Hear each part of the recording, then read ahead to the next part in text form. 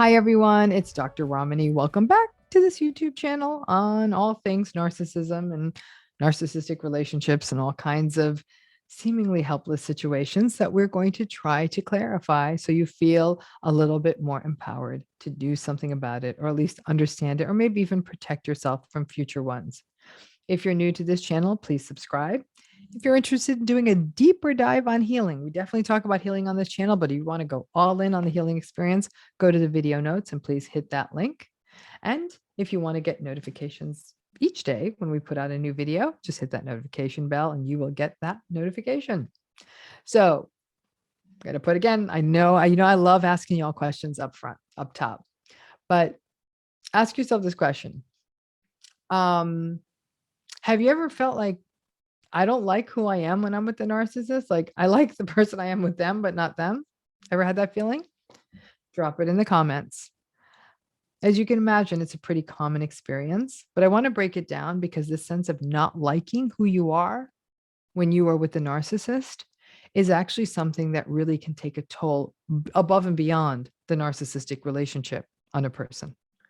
Narcissistic abuse has a cascade of patterns associated with it. Anxiety, self-blame, confusion, self-doubt, you already know the list. But for many people, they also have another issue within these relationships. They don't like who they are when they are with the narcissist. Lots, not all, but lots of people who find themselves stuck in long-term narcissistic relationships are often very empathic, right? It's why they didn't kick the narcissist to the curb a long time ago. They try to see both sides. They give the narcissistic person too many second chances, too much benefit of the doubt, too much justification. Many people in narcissistically abusive relationships are nice people in terrible situations. As a result, many of you may struggle when you aren't those things. Narcissistic abuse is theft. It steals so much from us. It steals hope. It steals identity. It steals aspirations. It steals joy. It steals safety. It steals happiness. And in some ways, it steals our empathy. These relationships really result in empathy fatigue. We provide it, but we don't get any of it back from them. And empathy is in some ways a bi-directional system. Some does need to come back in, or we empty ourselves out. So if you are trapped in a long-term narcissistically abusive situation, it's not that your empathy goes away, but it just gets harder to put it out there because you're kind of scraping the bottom of the well. You become numb. So we find ourselves at our worst in these relationships. We are already struggling. And the cruelty of narcissistic abuse is that while we are struggling, on top of that, we view ourselves as being rotten people. Many people in narcissistic relationships find that they are thinking mean thoughts, and that's not their norm to think those mean thoughts, ranging from wishing that the narcissist was dead, or that their narcissist business deal falls apart, or hoping that the person that they are betraying you with cheats on them as well, or feeling a sense of happy when something bad happens to the narcissist, or being glad when the narcissist's flight gets canceled coming home. So then you don't have to deal with them for another day. We think these thoughts, right? And they're not nice. We might also notice that we'll recognize that we're happy when the narcissist calls out sick from work or is working late so they won't bother us for dinner. These thoughts, these feelings, they are at odds with the thoughts and feelings of people who traditionally think of themselves as nice people and who actually usually are nice people. Folks in these situations will feel almost this internal sense of betrayal that they're bad people for even thinking such bad thoughts about someone they're in a relationship with. It can all be very disjointed. Many people in relationships with narcissistic people remain really nice people around other nice people. They are nice to the people in the grocery store. They're nice with their good friends. They're nice with nice coworkers or with nice people in their community.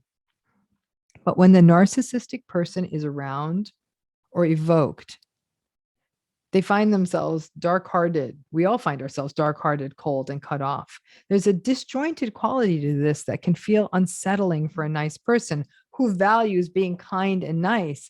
And then all of a sudden feeling numb and cold when the narcissist is around, it is not a good feeling. So think about it. What is a major strategy I talk about for managing a narcissist? Gray rock, right? A lot of people managing narcissistic folks, they hate gray rocking because they feel like it's mean, that it makes them a sort of a mean person, that by being disengaged, that in a way that they're almost being mean or cold or unkind, as though taking the narcissist bait is the kind thing to do because it soothes the narcissist.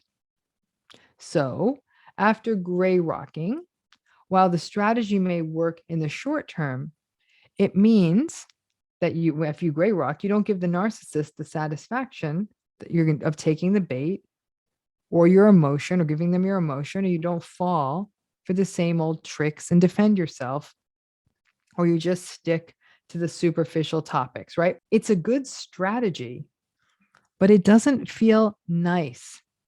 And after gray rocking, people don't feel like they're being nice people. And your identity is that as a nice person, that disconnect doesn't feel good. I'm a nice person, but I'm actually really being kind of cold and cut off with this person, even though it's for a good reason. Another issue is the victim bully complex. Narcissists bully and bully and bully. You might hit the wall and not be able to take it anymore. And then you say something like, "Why are you so mean?" Or maybe you go all in and say, "You know what? Everybody around here hates you. You are a bully and all of us hate you." And then boom, as I've talked about in other videos, and they do this better than anyone, they turn into a victim, petulant and sad and woe is me. And you feel bad. You feel bad that you said something so mean to someone. And now they look actually really pitiful, right? Your fawn response or your need to rescue may turn on, and you may really struggle and quickly try to appease them.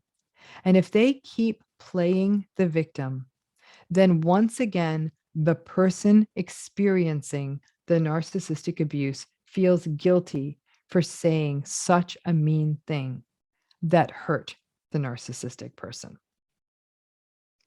The daily thoughts that populate the brain of someone who is forced into or remains in proximity to a narcissistic person tend to be a little dark. You might think like, what would my life be like without them? I know it would be so much better without them. I wish they didn't exist. You might think something like, oh, imagine if there was an accident and they weren't here. And you feel bad for thinking that. People who are stuck in narcissistic relationships aren't murderous or dangerous, but they may also find themselves envying the lives of other people that aren't riddled with narcissists. They may envy people who are in happy marriages, or envy people who have partners that do not cheat, or envy people who have partners who cherish them, envy people who have nice parents, or people who have collaborative and friendly workplaces. And that envy doesn't feel good. You want to be happy for other people, but narcissism and narcissistic abuse steal so much of our happiness, put so much stress into our world, fills us with regret. It's exhausting trying to avoid the passive aggressive barbs and the victimized blather and the rage and the bait, that you just get exhausted and in some cases disgusted, and can sometimes find it hard to be happy for other people. You rally, but inside you feel sort of worn out, and that doesn't feel good when you are someone who prides yourself on empathy, on kindness, and being there for others in an emotionally rich way. Most of us don't like who we are when we are with the narcissistic person.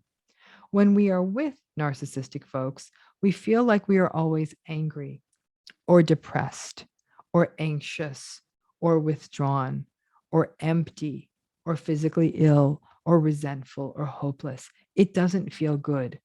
And when we are sitting in these negative mood states, we don't like ourselves.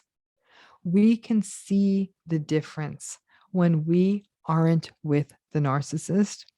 We're better. But the more we are with the narcissistic person, the more the echoes of what they do to us trickles into our lives and leaves us feeling pulled out of the other parts of our lives. This is real. The theft of our joy is real. The theft of our soul is real. When we are with someone toxic, it affects us. It's that simple. You aren't bad. But trying to survive while spending time with them really takes a toll on us and can sometimes leave us thinking things that we don't like to think. Again, we're not bad people. We don't want to harm anybody, but we have these thoughts and then think, gosh, I'm like this with them. I feel like I'm a bad person. And for some people, there's a fear that if I'm like this enough, I'm going to always be this dark-hearted person who envies happy people. And that doesn't feel good.